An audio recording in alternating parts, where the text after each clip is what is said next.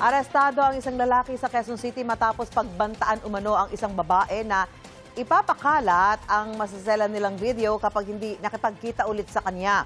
Itinanggi ng suspect na nagbanta siya at wala rin daw siyang hawak na video. May unang balita, si James Agustin. Walang kawalan 36 anyos na lalaki sa ikinasang entrapment operation ng pulisya sa Barangay Talipapa, Quezon City. Ang sospek inireklamo matapos manong pagbantaan ang 22 anyos na babae na ipapakalat ang maselang video kapag hindi nakipagkita.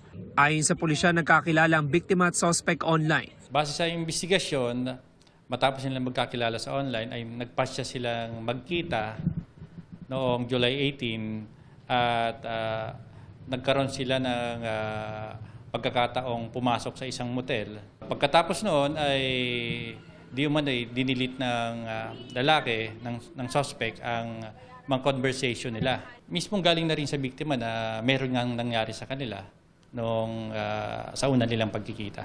Matapos daw mahigit isang linggo, muling nakatanggap ng mensahe ang babae na may kasamang pagbabanta. Base po sa biktima ay mayroon daw kuhang maselang video itong lalaki sa kanilang pagkikita.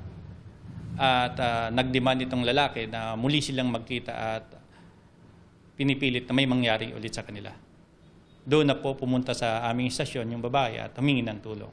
Nakuha sa sospek ang dalawang cellphone na bahagi ng isinasagawang imbestigasyon ng pulisya. Nakakulong sa Talipapa Police Station ang sospek. Itinanggi niya ang aligasyon. Wala pong katotohanan po yun.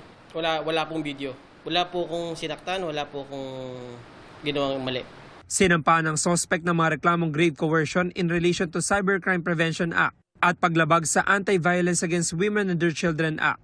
Nagpaalala naman ng pulisya sa publiko para maiwasan ang ganitong insidente.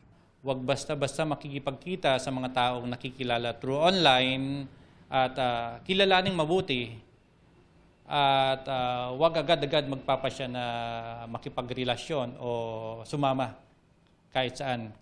Ito ang unang balita. James Agustin, GMA News.